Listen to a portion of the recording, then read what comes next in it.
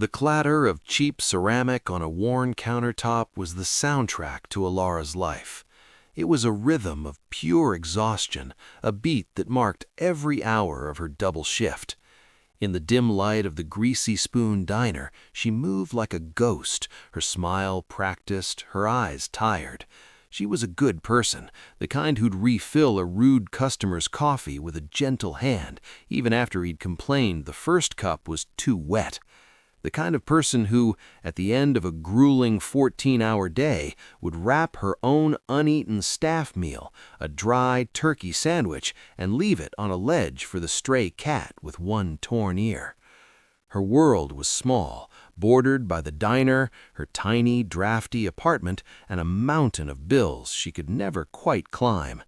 Her shoes had a hole in the sole she'd cleverly plugged with cardboard, a temporary fix for a permanent problem. Tonight, as she counted the meager pile of crumpled bills and change in her apron, she felt that familiar knot of anxiety tighten in her chest. It wasn't enough. It was never enough.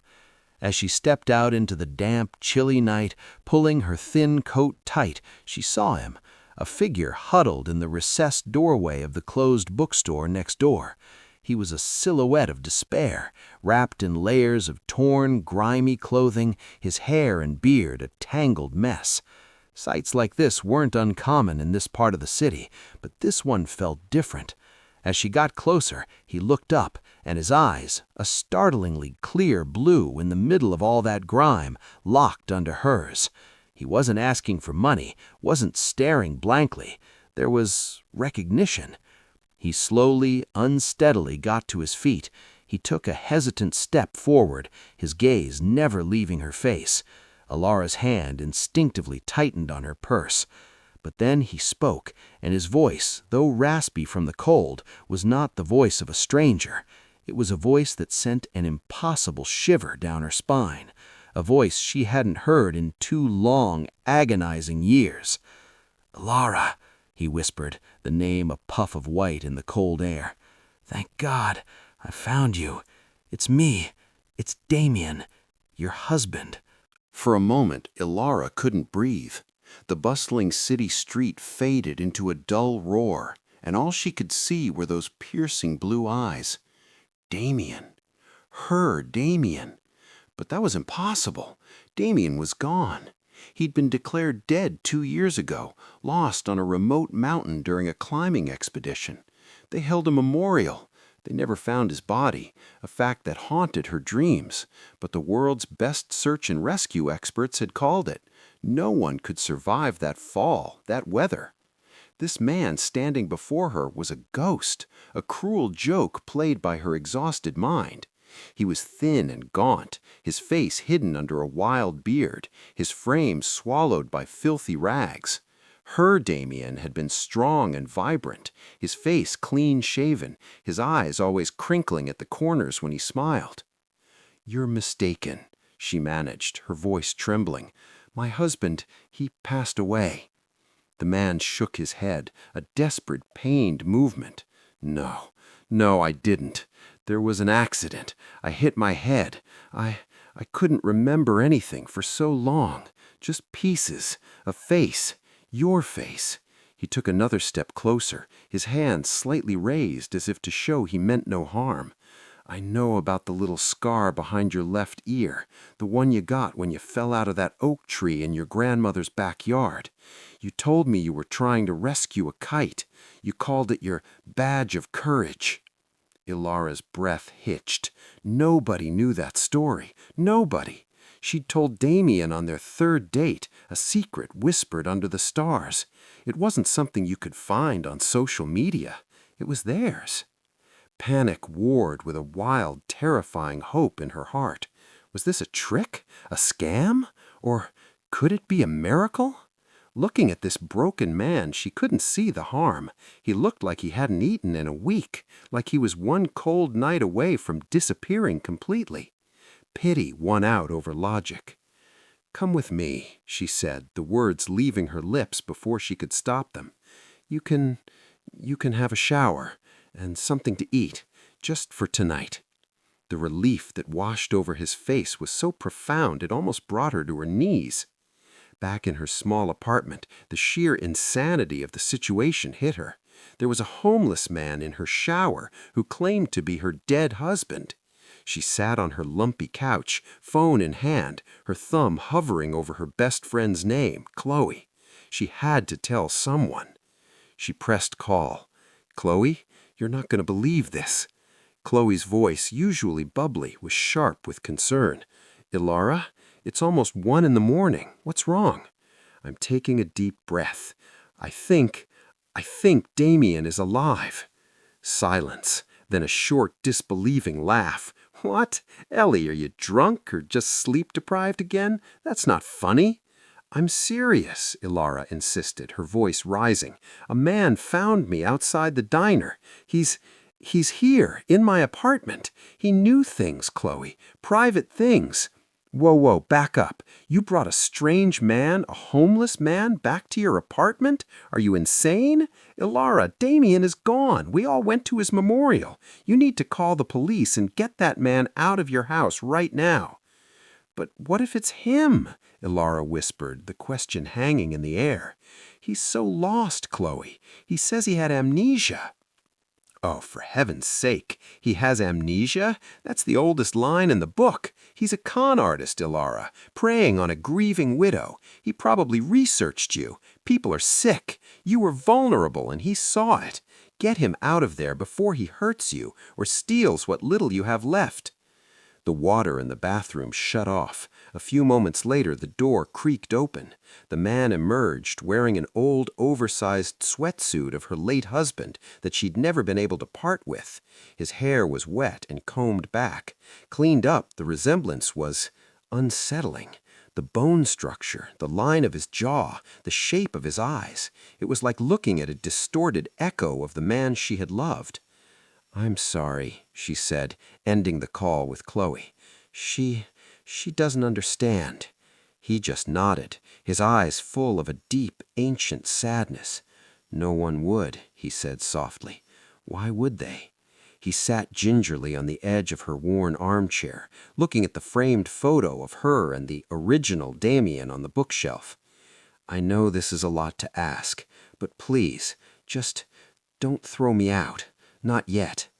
Elara looked from the desperate man in her armchair to the smiling man in the photograph.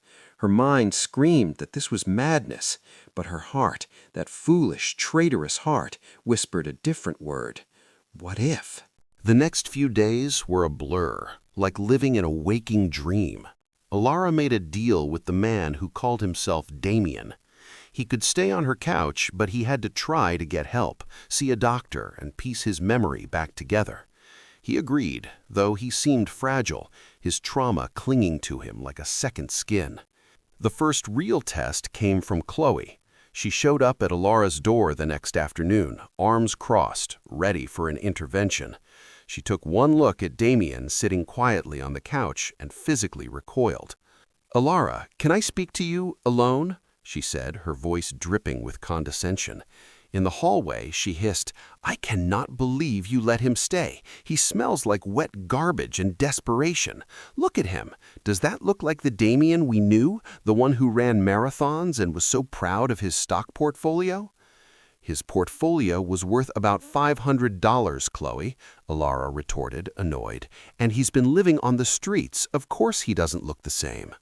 "This is social suicide, Elara. What will people say? They'll think you're a joke, the grieving widow who picked up a vagrant and decided he was her husband.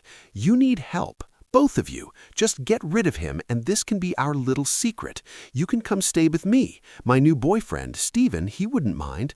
Did I tell you he's in finance? He just bought a boat." But Elara's spine stiffened. Chloe's words felt like an attack on the fragile hope she was desperately clinging to, and an attack on the man who sat so vulnerably in her living room. "He's staying, Chloe," she said firmly. Chloe stared at her, aghast. "Fine, don't come crying to me when he steals your grandmother's ring and disappears in the middle of the night."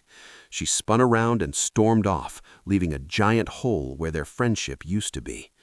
That was the moment Elara made her choice. She walked back inside and saw Damien looking at the door, his shoulders slumped. He'd heard everything. "I should go," he said, his voice barely a whisper. "She's right. I'm just causing you trouble." Elara walked over to him and truly looked at him, not as a mystery to be solved, but as a person who was suffering. She saw the deep shame in his eyes, the profound loneliness. In that moment, it didn't matter if he was her Damien or not.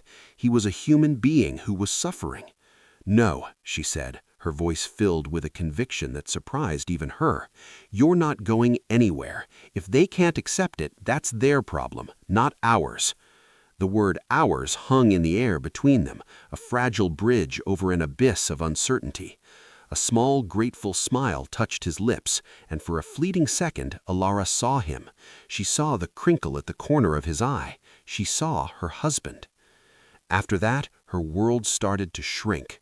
Chloe went on a campaign of concern among her friends. Calls went unanswered, lunch invitations stopped. When Elara walked down the street, she could feel the whispers and pitying glances. She was the crazy waitress. Life at home became a series of quiet tests.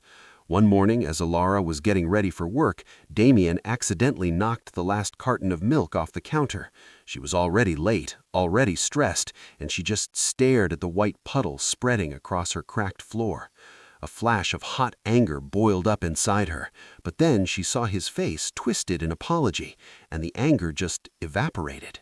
She took a deep breath, grabbed a towel, and knelt to clean it up. "It's okay," she said, forcing a smile. "Black coffee it is. Builds character." Another day, she came home to find him shivering on the couch, wrapped in every blanket she owned.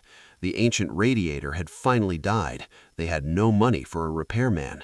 That night, they huddled together on the couch for warmth, the silence broken only by their breathing. He was so careful not to impose.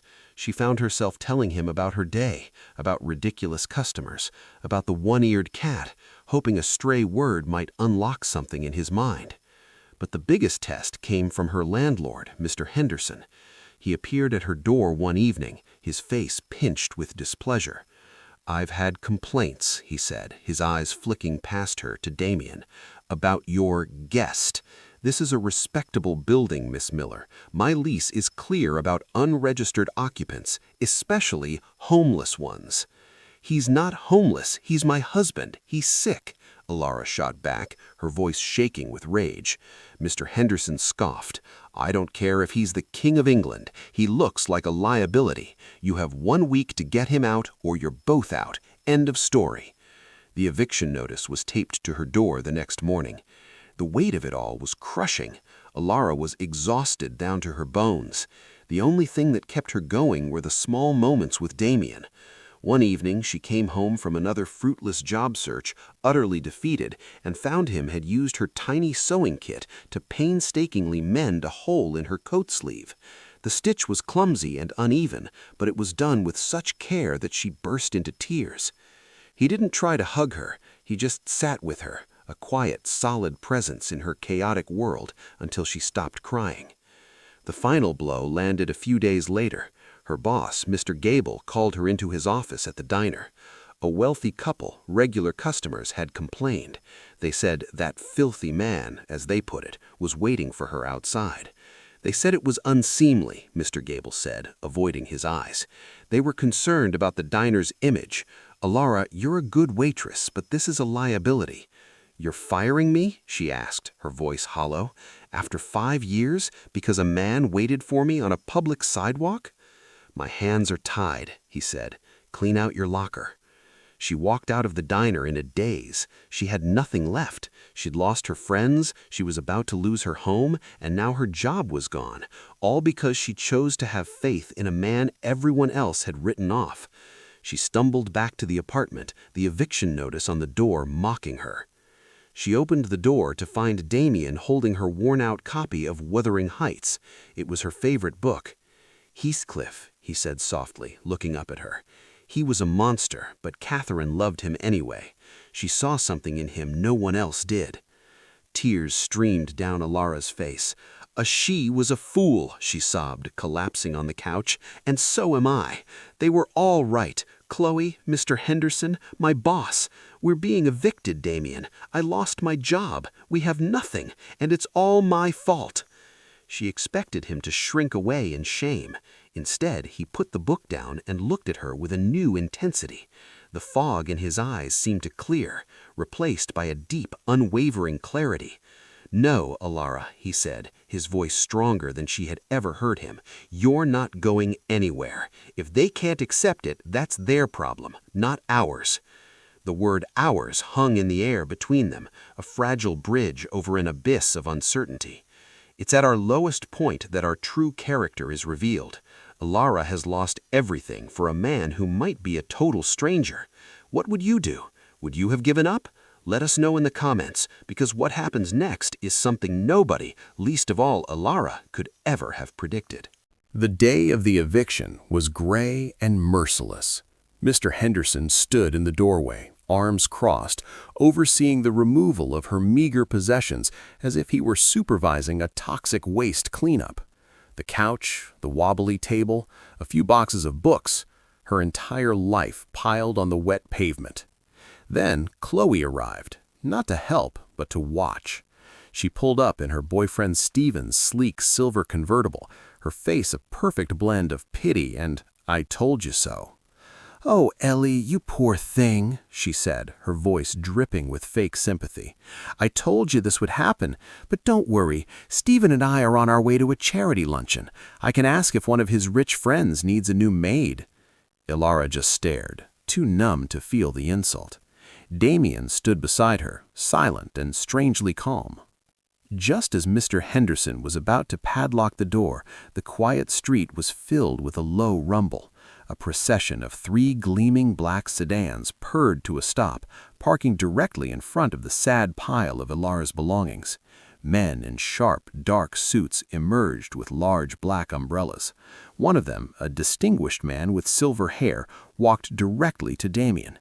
He bowed his head slightly and said, "Sir, everything is in place." The man, who Elara recognized as Arthur from Damien's failed attempts to contact old colleagues, held out a sleek tablet.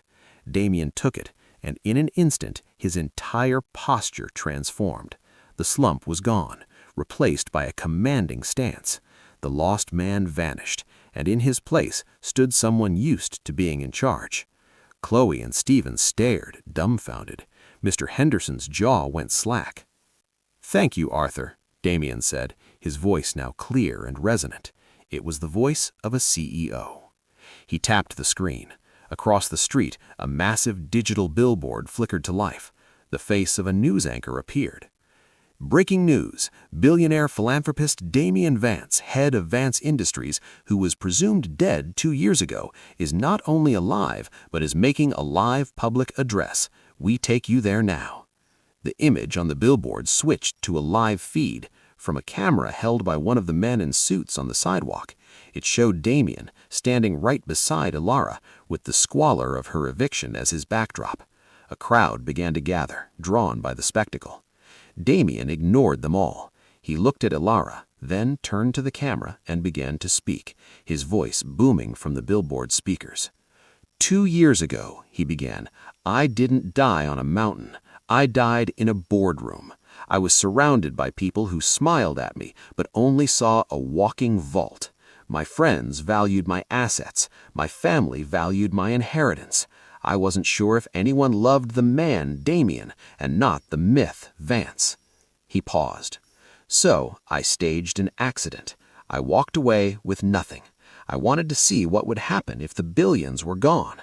For 2 years I drifted. Then I decided to conduct one final test. I came home as the lowest version of myself, a homeless, broken man with an unbelievable story." His eyes found Elara's. "I came to the one person who had ever made me feel like more than a balance sheet, my wife, a woman I married telling her I was a man of modest means because I needed to know just once if that could be enough."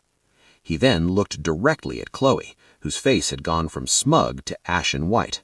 Some people, when faced with this test, saw only shame and social inconvenience. They valued the opinions of strangers and a new boyfriend's car over loyalty. He turned his gaze to Mr. Henderson, who was trying to shrink into the doorway. Others saw a liability. They would rather throw two people onto the street than risk a complaint against a beggar. His eyes moved down the street toward the Greasy Spoon Diner, and some would fire a loyal employee of 5 years rather than stand up for her character against the prejudice of a wealthy customer. He let the silence hang for a moment. As of an hour ago, Damian Vance acquired the restaurant conglomerate that owns the Greasy Spoon. Mr. Gable will be receiving his termination papers. As for this building, I purchased the entire block this morning. My first act as owner is to fire Henderson Property Management. This building will be converted into a state-of-the-art shelter for the city's homeless, to be run by the new head of the Vance Foundation. Finally, he turned fully to Elara. The whole world was watching. He ignored all of them.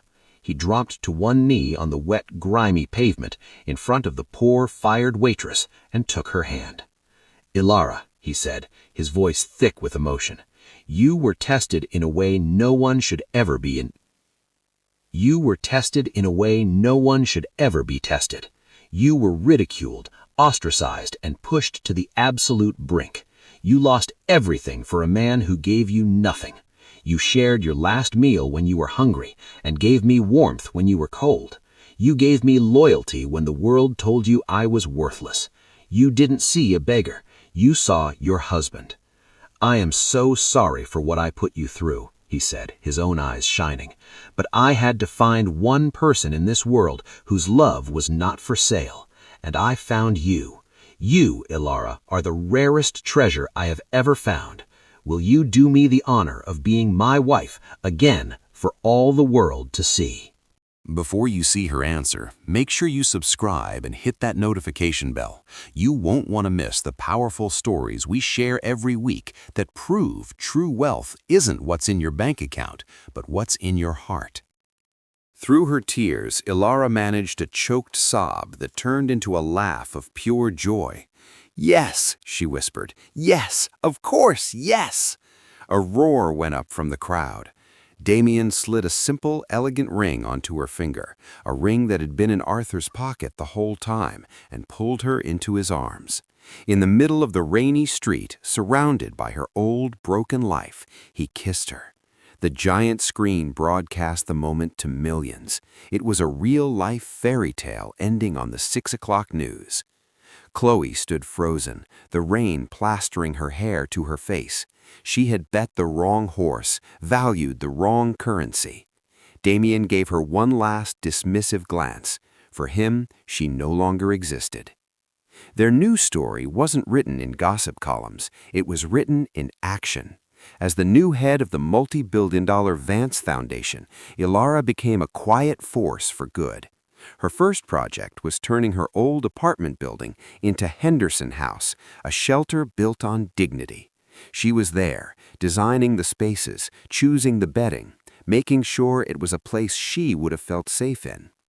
A few months later, the foundation opened the Greasy Spoon Cafe, a high-end non-profit restaurant that employed formerly homeless individuals. On opening night, the city's most influential people were in attendance, but the first meals were not for them. The first meals were served by Damian and Elara themselves, both wearing simple aprons, to a line of people from the city's shelters who were the evening's true guests of honor. One evening, a year later, Damian found Elara on the balcony of their penthouse, looking out over the glittering city. "What are you thinking about?" he asked, wrapping his arms around her. She leaned back against him. "I was just thinking about that night," she said. "The night I found you. The night everyone thought I was crazy." "And what do you think now?" he asked. "I think," she said, turning to face him, her eyes full of love, "that it was the luckiest night of my life. I wouldn't change a single thing." He smiled, that same crinkle appearing at the corner of his eye, the one she'd first seen through all the dirt and despair. It was the smile of a man who had everything, but knew the only thing that truly mattered was the person standing right in front of him.